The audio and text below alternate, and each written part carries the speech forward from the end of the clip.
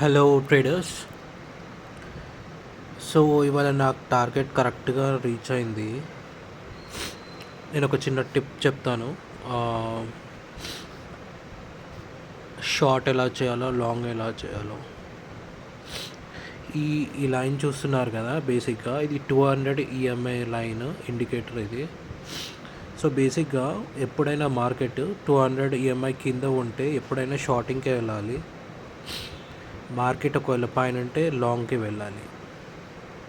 So ఇది 100% ఉండదు, కానీ most of the time 70% to 80% అలా ఉంటుంది. సో ఎప్పుడైనా మార్కెట్ 200 ఈఎంఐ కింద ఉన్నప్పుడు లాంగ్ వెళ్ళడం అంత రికమెండెడ్ కాదు. సో దట్స్ వై ఇవాళ నేను ఇక్కడ రీట్రేస్మెంట్ కోసం చూసి ఇక్కడ షార్ట్ చేశాను. అది కూడా ఫెబ్ రిట్రేస్మెంట్లో.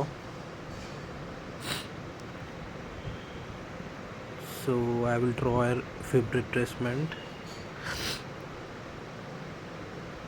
సో ఇక్కడ డిస్కౌంట్ ప్రైస్ కరెక్ట్గా దొరికింది. సో ఇక్కడ షార్ట్ చేశాను నేను. హియర్ నా టార్గెట్ ఇక్కడ రీచ్ అయింది. ఇక్కడ చాలాసేపు పట్టింది మార్కెట్ కిందికి రావడానికి. ఈ ఒక్క క్యాండిల్తోని నా టార్గెట్ రీచ్ అయిపోయింది. ఇక్కడ ఎందుకు ప్రాఫిట్ తీసుకున్నానంటే 4 hours టైం ఫ్రేమ్లో ఇక్కడ ఒక రెసిస్టెన్స్ పాయింట్ ఉంది.